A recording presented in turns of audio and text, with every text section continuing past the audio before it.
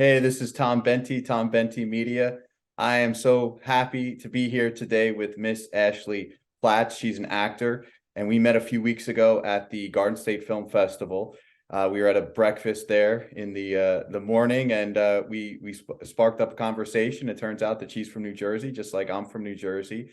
And then later that evening, I got a chance to check out her short film, which was just spectacular. And we're here to talk about that short film, talk about her career in acting. She was also featured on the great show Yellowstone, which many people like myself are big fans of. So a lot of cool stuff to talk about, Ashley. So thankful that you're here. And just let's start with growing up in New Jersey. How does someone from, I know you're from Burlington County, right? How does someone Yeah. from Burlington County get to Hollywood and be a very successful actor? Oh, that is a great question. When I was really little, I remember thinking the only way to get to Hollywood was to have famous parents. It's like royalty, like lineage. You have to be like born into it. Um, I guess it starts with I grew up wanting to be an athlete, but always performing. And uh, my high school acting teacher, I guess it would be called theater teacher, kept like throwing me into local competitions. Really, I mean, I would say against my knowledge, but I probably just wasn't paying attention because I only cared about athletics. And so it would be like days before, and she'd be like, "Is your monologue ready?" And I'd be like, "What? Is your scene ready? What?" And I kept flying by the seat of my pants through these competitions, and I would place or win. And I was like, okay, something's happening here. I'm like giving this a small amount of my attention and I'm performing well. What would happen if I gave it all of my attention?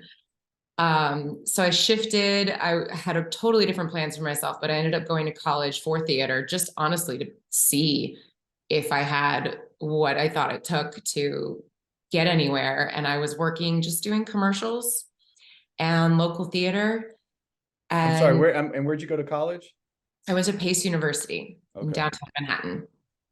And I did a summer course at the New York Film Academy in Union Square, mostly just to meet people who were making movies because we didn't really have a film part of our department. We were just like theater kids. So it was like musicals or not. And I ended up being used in like everyone in class's movie. So it was great for me because I got tons of experience. And one of those films premiered at film festival out here, the Palm Springs Short Film Festival, which is a huge film festival. And lucky me, our cinematographer didn't want to go or couldn't go. So the director was like, "Do you want to come?" And I was like, "Yes." And I had no idea what I was stepping into. My plan was to stay in New York and do theater and do Broadway and like do that path. And when I got to Palm Springs, which is for those of you who don't know, like 2.5 hours outside of LA, so many people at our screening for our short were like, "When's your next movie? What's happening next for you? Are you moving to LA? You need to be in LA." And I was like, I don't know. I don't know. I don't know what's going on. So this is like, I think a classic, no real shade to LA, but this is a classic LA thing I'm about to say. Everyone like was telling me what I needed to do. And then I did it. I followed through and I moved here. And then no one answered my phone call. So I was like, okay, I'm now living in a city where I don't know anyone off of the words of all these people I had met over the summer. And I have no idea what to do. But that's how I physically got here. Well, that seems like a common theme because when you had your screening just a few weeks ago in Asbury Park for the Garden State Film Festival, I mean, everybody was coming up to you. They were so mesmerized by that film and that performance. So it seems like at all your festival screenings, like you really have a presence there and people are just drawn to it. Thank you. Yeah, it's been a weird shift to learn like yes, I thought for sure I was just gonna do listen, people from Jersey were loud, right? We project. So I was like, theater is my zone. Nobody's got a mic near me. Like I would blow it out. But it's been interesting to shift to acting for camera, not just technically, but also in theater, you're not watching yourself. There's no like seeing what you do. You feel it each night. You get the call and response from the audience, but to have to like watch yourself back, that was something I was not interested in. Yeah, I mean, it is a totally different art form, theater acting versus film acting. Was it a big transition for you? Because you said you had a lot of experience in theater growing up in college, and then you moved to film after college, coming to Los Angeles. Was that process of changing your whole creative approach, was it difficult, or did you kind of just move right into it? I will say the first thing I booked when I moved to LA was a play. Like I immediately just jumped into theater because that's really I don't know of any acting college program that prepares you for the film industry as an actor. Most of them just prepare you for classic theater training. So I didn't know what to do at all when I got here. I just did what was comfortable. So I jumped into like improv classes and I was just on stage playing around. And then found a commercial rep and was doing that because those were the familiar things from New York. But it took a lot of like hearing the notes of like being smaller, bringing it in, having it be more internal. And then also, I think what I did initially was let go of all of the big fun pieces of who I am to be small, because that was what I was hearing. And then once I realized, no, I have to do both, that's when I started to work. Gotcha. Very cool. And when did things really start to kind of take off for you? What was your first big gig in Los Angeles, and you realized, well, you know what, I can do this. I can make a career as an actor in LA. Yeah, I tell I tell actors this all the time. This has been my voice since I was like 15. So when I would get called in off of a headshot, they'd be like, "Oh, look at this young 20-year-old girl. She can play high school." And I'd get in there and I'd read and they'd be like, "Whoa, she sounds like she's been smoking since she was 10. We can't." So I didn't work my first few years really until visually I grew into my voice. Once I looked like the age my voice sounds, I started working a little bit more. And my first job that really, I guess, would say changed things once I became a SAG-AFTRA member was Criminal Minds Beyond Borders, which was my episode was directed by David Lynch's daughter, Jennifer Lynch, who is just one of the coolest humans in the world. And I mean, I get murdered, spoiler, I get murdered, and I mostly am like lying on a metal tray playing a corpse that has been frozen. So it was an interesting experience to like day one, I'm running away from something and I get killed. Day two, I'm laying on a literal metal tray while everyone's like figuring out where the lights go. I was like, oh, acting is hard. This is uncomfortable. I'm just laying here, like I'm bored. Like, but that show, it's like a catch-22 in this industry. Nobody wants to see you until you have credits, but you can't get credits unless people see you. So it's like, how do you get in? So that job for me was really a huge stepping stone that Jen gave me a chance. And it was so much fun. It was so much fun to just like run around Griffith Park pretending we were in the Himalayas. And And then then it just started kind of taking off from there, I guess. a little bit. There's always a challenge jumping levels in this career. I have a good friend out here who compares acting, like growth in your acting career, to like Super Mario Brothers. Like you level up, it's kind of the same level, but it's a little harder. And you just keep going up and you keep leveling up. And it's like from co-star to guest star, from guest star to recurring, from recurring to series regular. Like it's essentially the same, just a little harder, but like you know how to do it. So once I got a couple co-stars under my belt and I was working a lot in the independent film world, because I can cry, I guess. I felt like I was like constantly getting booked for like, oh, this girl who can say words and we believe her and can cry. Indie film, here you go.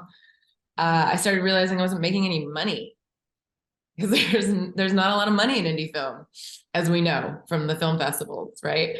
How we met. But that is where so much creativity and so much like play is. So I was not willing to let it go, but I did need to start making some money. So I had a friend suggest that I start looking at my casting a little closer, like what do I really easily fit into, and make myself some footage for that. And I've always been a big advocate of like not getting called in for this type of job. I'm going to write myself a short film where I do that. So I have footage and I've created a thing, and there's no like, I'm not just paying someone to like write a scene for me and shoot it for me. I'm part of the process. So I feel like that has been my biggest sort of gift as an actor, is I've worked on the other side of the camera since I got here. So I know the ins and outs, and I know, I don't want to say my place, but I know where I can be more helpful and where I need to step back. And did you always have that gift as a writer? Did you like always have an interest in that, or is that something you kind of picked up along the way? I think I did. I was writing since I was really young. Creative writing was sort of where I thought my life was going to go. But I also just don't sit still very well. So if it's been a month and I don't have an audition, I have to like create something to do, even if it lives on my computer for the rest of my life. Like it just need to constantly have that outlet to let the creative juices flow. Otherwise, I feel like I get bitter and angry and stagnant. Yeah, yeah. I mean, I think today actors really should take advantage of the technology we have to create scenes for roles that you'd like to play, Yeah, because you have those capabilities, and nobody's going to create that opportunity for you. It's up to you to really take that initiative and to create something that you could use to have casting directors see you in maybe a different light that they're not seeing you in currently. and it doesn't need to be the most incredibly lit thing, the most expensive thing. Like our cell phones are amazing these days, and it looks better. Let me tell you, my first short film compared to this cell phone, oh my God, I'd have killed for the clarity from this cell phone on whatever camera we shot on when I was first making them. Yeah. Now, so how does that transition to the big, I guess your kind of the biggest break would be Yellowstone, I would imagine, right? It's a funny jump from I actually had an audition leak for a very big role. And I guess it's so, oh God, I guess this is 2018. I learned they were casting the CW's Batwoman, and I knew they only wanted to see queer women for it. I'm bisexual, and I was desperate for this audition. I was like, oh my God, Batwoman, and she's queer. How do I get this role? So I probably harassed my manager and agent at the time, and were like, give me the sides, give me this. I don't even care if they're not auditioning people. I just want to like practice it and play with it. So they called and they were able to get me one of the auditions. However, there was already an offer out, and it was to Ruby Rose, who ultimately took the job. However, I was like, I'm going to give this my all anyway. So I did the tape, I sent it in. And then like a week later, my Instagram just started blowing up. I was like, what is going on? Who are these thousands of people following me? What is happening? I know Criminal Minds is popular. It's not this popular. And I guess a couple of the audition tapes had leaked. And, you know, DC Marvel people, they like grab from the internet everything they can find. And so people had found this audition I did and decided that of the leaked auditions, mine was the one, and I should be Batwoman, even though there's a contract sitting on Ruby Rose's desk just waiting for her to say yes. So the short version of this story is, because that audition went viral and there were like 70,000 people, like 70,000 views at one point, which is at least, God, maybe 5 people watch my auditions when I submit them, maybe. That put me in more of a spotlight, and from there I started getting better auditions. And I was able to like book more jobs from that. So it went 911 and then Grey's Anatomy and then Agents of S.H.I.E.L.D. And it sort of just started to roll. I got Glow all within a short amount of time. And because I'd been constantly training, I was able to step up and perform for those auditions. And this is so funny about Yellowstone. Right before COVID hit, I had an audition for Yellowstone for, I believe the role, I'm not confident, but I believe it was one of the farmhand girls. I don't think it was Teeter. I think it was one of the other girls in the earlier seasons who kind of come in and come out. But it was down to me and one other girl, my first time auditioning for them. And they were like, do you have footage of yourself riding a horse? And I was like, no, I don't. But I grew up riding horses. So I was like, shit, I need to get footage of me riding a horse. And the other girl had it. So they gave her the job. So once everything sort of started to calm a little with COVID, the beginning of 2022, I was calling all my friends. Does anyone know anyone in LA who has a horse? Like, how can I get this footage? And there's an equestrian center. And I was literally like, who knows somebody? I was just like hustling to find it so I could just get the footage. And the day after I got 2 phone numbers to call people to get this footage, I got an audition for Yellowstone. And I was like, but I haven't done it. Shit. And I looked and it didn't need horseback riding experience. And I was like, this is weird. So I do the audition. I keep following through, calling people because I'm thinking this isn't going to go. They're going to want the horse stuff. And then I booked it. And I was like, well, I think energetically, I was just sort of putting it all out there that I needed to do something to get on that show. Yeah. And I was in Montana for like 3 weeks for those 2 episodes. It was incredible. If you've never been to Montana, they would hate this because they don't like the tourists, but oh my God, go. It's so amazing. It's so beautiful. Ugh.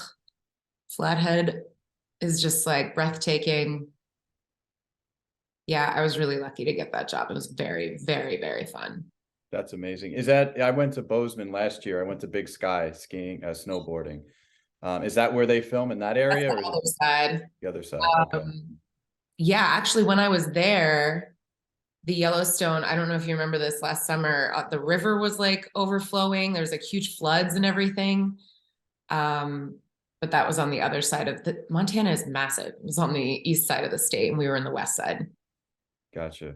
That's an amazing story. I mean, I think, and at that point, like you've been doing this for a while, and I think a lot of people don't realize like how much time it takes to just get that really big opportunity. And it just seems like everything was working up to that point. And then when you finally were able to secure that audition, everything came together. And I think that's just such an inspirational story for anyone who's looking to get into the industry, because it's not an overnight thing for most people. Like there's a huge process, but if you're dedicated and you have the talent and you put the time in, and you're always, which it seems like you are, you're always consistently thinking, how can I get better? How can I do this better? How can I grow, develop? And things will eventually fall into place, but it's not an easy process. Like it's a creatively demanding profession and career, but if you have that love and passion, that's what you're going to do. Yeah, and I think certainly actors have a horrible reputation for being complacent. And I mean, I'm sure there are those actors, but they're not in my circle. My circle is filled with a bunch of people who are constantly trying to get better, constantly challenging themselves. And I think that's because that's what I want to be doing. I don't want to be that person who's just like, okay, I'll wait for the phone to ring, like boring. I'd rather be out there trying new stuff or watching TV that I'm inspired by and seeing, okay, like this show requires A, B, and C. There's a bunch of people who, let's say, fly planes. So should I go try a simulator? Should I like get a sense of what that's like? And like, how can I prepare myself if that audition comes in for that project that I really want, so that I'm the most prepared for that? And, you know, it's just like any other goal in life, except it's on like a micro scale and it's each time, right? And it's completely different each time. if there's something you want in life, you have to set yourself up in the best ways so that when that thing shows up, you're ready for it. It's the same with acting, except every job is usually very different than the previous. Yeah, yeah. Well, it can be. It definitely can be. And you have to be prepared for whatever comes your way if you want to be seen and want to be the person that ultimately gets that part, because you're competing with a lot of other people. And it's hard to stand out. It's hard to stand out. It's wild. There's a casting office out here for commercials that when you sit in the waiting room, they have this paper on the wall that says something like 5,000 people submitted for this job. Wow. Of those 5,000, we called in 150. You are one of those 150. Wow. Like, Wow. take a moment and like just getting there, just getting the audition. I mean, it's all math, right? Especially in this industry, but like just to get there, to have that opportunity, why not really give it everything? Why not really enjoy yourself and play? You may not be right for it, but at least you're gonna book the room, book those people. And so much with like writing, I mean, a writer's strike just got approved, so that's potentially going to happen, but you can write by yourself. You can go do that. The writer's strike, yeah, nobody's going to be paid to write, but you can go off and work on your stuff. Actors can't act by themselves. We need other people. We need energy to feed off of. So the fact that we get to have auditions, there's like, what, 20 minutes if you're lucky, if you're going in the room, maybe 20 minutes a day where you get to do the thing. And if you're doing a self-tape, depending on how neurotic you are, maybe it's 20 minutes, maybe it's 3 hours you're working on it, but it's not a lot of time that we get to do the thing that we moved here or we've set out to do. So taking that for granted seems like maybe acting isn't really the thing you want. You know what I mean? Yeah, yeah. Because it's not something, well, I'm just going to be an actor. Like, people don't realize how hard it is, how difficult. Like, you should just be like, I don't know, a doctor or a lawyer or something, right? Like, just put that effort. A neurosurgeon. Yeah, like, like, it's just not to put it on this. It's different. It's different, but there's a lot of preparation. There's a lot of work that goes and there's into no writing. A plus B equals C. Like, if you want to be a doctor, this is what you do. You go to this school, you study this, you pass this exam, you become a doctor. Then you find a job. Here, my path will be different than everyone else's path. There's no like clear cut A plus B equals C. So many people, I think that's my biggest like with like actors telling their stories without the preface of like, this is how it happened for me. It will never happen for anyone else the same way it happened for me. Everyone's story is so different, but the common thread is I kept going. Definitely. I couldn't agree with you. Yeah, I could not agree with you more, Ashley. And that's one I teach at a college, media and film students, and that's exactly what I tell them. I say, if I bring 10 people here in the industry, 100 people, everyone's going to have a very different story. I try to show my story and other professionals, but it's all different. It's all unique. But the one thing that they have in common is that they just kept going. They didn't give up, and they just learned from every experience that was brought to them. Yeah, 100%. I don't know anyone else who's had an audition get leaked and go viral.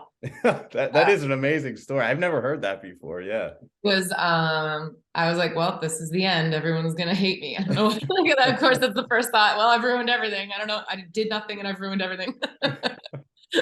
That's a wild story. But how did you so the film that I saw at Garden State, which was amazing, and you won an award, right? You won Best Actor, correct? Yeah, we swept, which is unbelievable.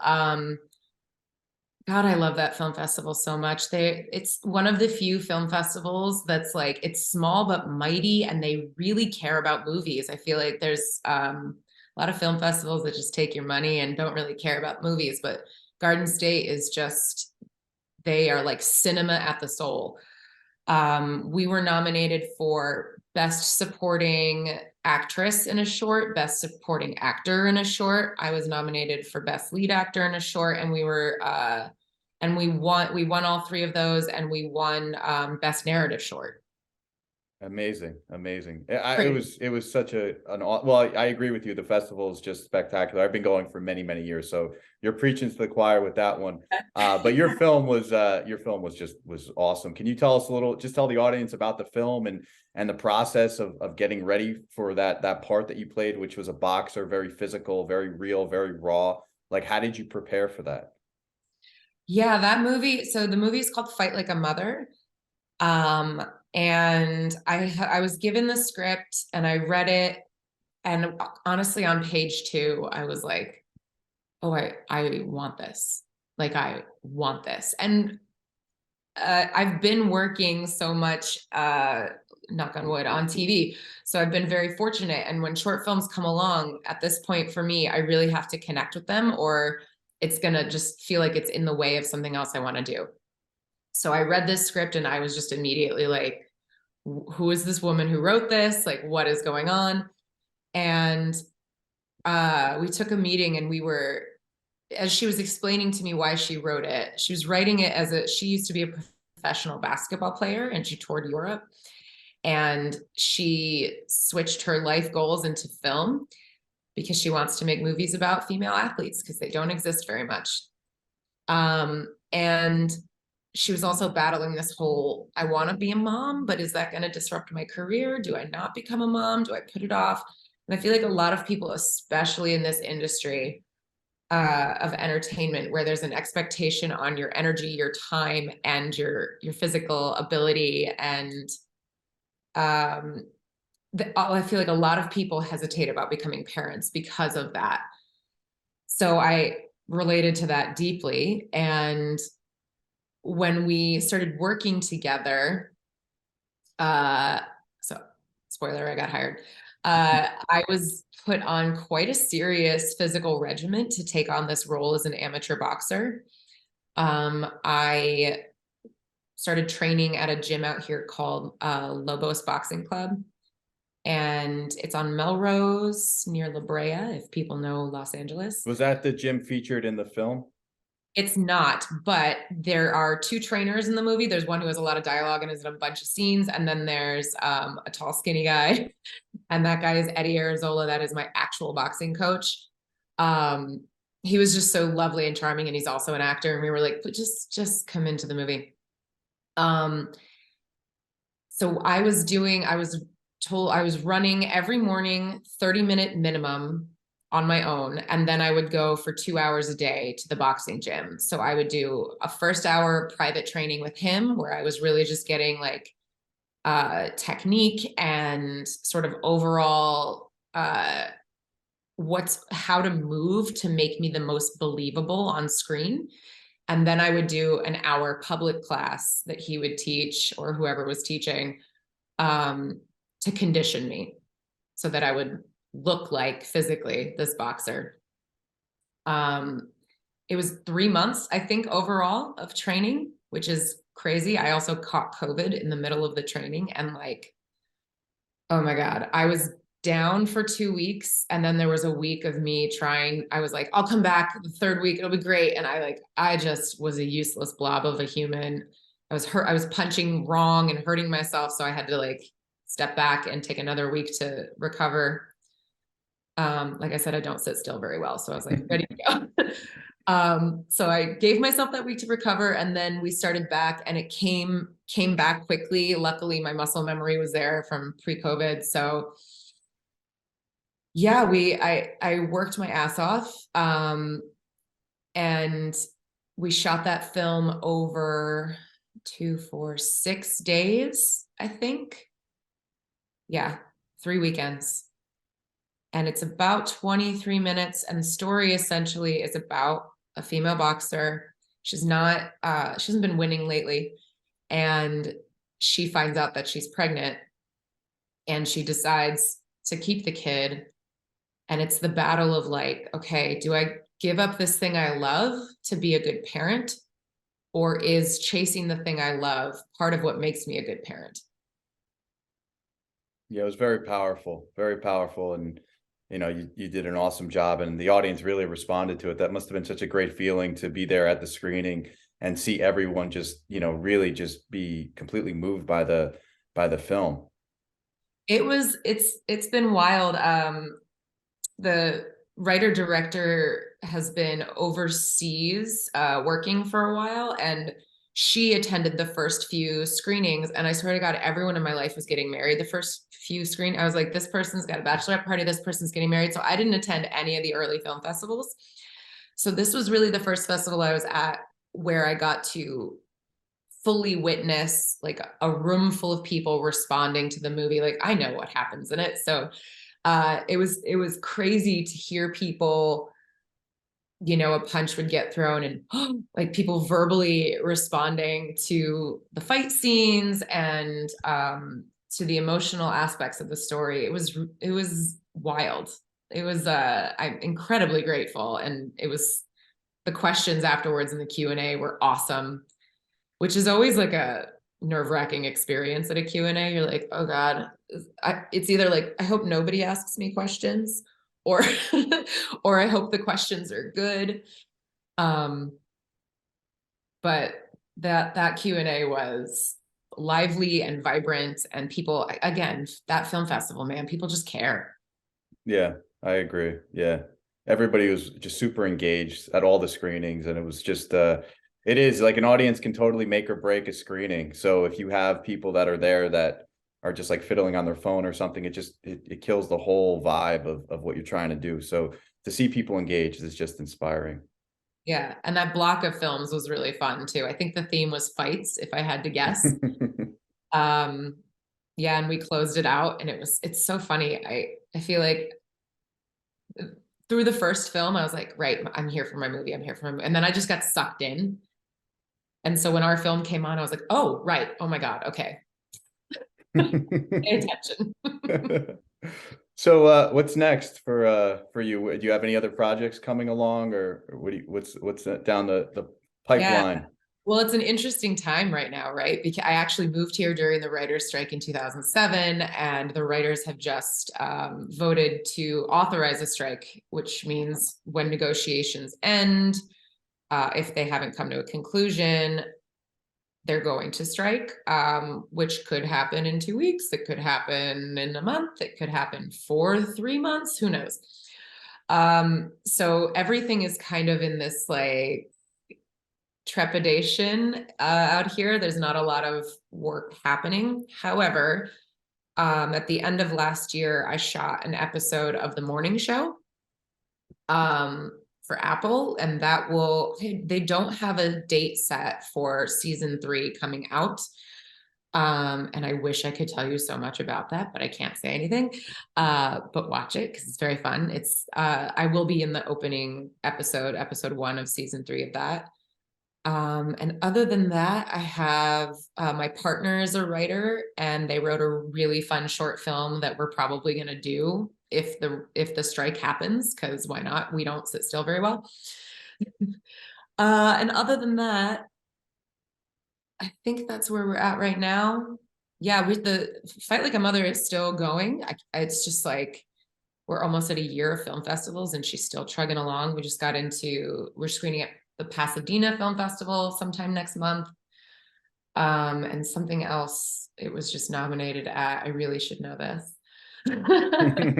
uh, United States Film Festival, some title that I will forget and remember back and forth for the rest of the week. Gotcha. And lastly, Ashley, what do you miss New Jersey? I know you're big in, LA is a big part of your life now, but do you miss New Jersey, and do you come back often? I pre-pandemic, I was back 2-3 times a year. I still say I'm going down the shore, which irritates people here. You grew up in LBI, right? I grew up in I was born at Princeton Hospital. I lived in Hightstown, New Jersey initially. I moved to Robbinsville, New Jersey, they're all Mercer County. And then I moved to Northern Burlington County to Chesterfield, which is near McGuire Air Force Base in Fort Dix. And I was out there until I went to college. But, you know, if you skipped school, you went down to Sleeside or to That's where Belmont. I'm from. That's where I'm from. Or LBI. Yeah, but all those places, like they hold such a huge part of my heart. And Oh, definitely. um, yeah, coming home, I'm always reminded how kind the people are, and that may strike people who are not from here, from Jersey. Um, but people, they may give you shit about it and they may not sound like they're being nice, but they're always doing kind things for each other. And it's an aspect of that culture that I don't take for granted, that I just really admire and love about that state. Definitely, definitely. And you gotta miss the food too back in Jersey. Come on. I mean, I am sadly a gluten intolerant human being, which is probably the saddest thing about my life. Growing up eating nothing but pizza and hoagies, and then learning later that I'm gluten intolerant, especially with a mother who cooks. She was like, "What do you eat now? You just eat lettuce? This is so sad." Um, so I do miss the food, and I miss especially the things that I can't eat. Gotcha. Gotcha. Well, Ashley, thank you so much for being on the podcast. Thank you for making New Jersey proud. It's really inspiring to see all the great work you're doing, and just all the best with future endeavors. My pleasure. Thank you so much.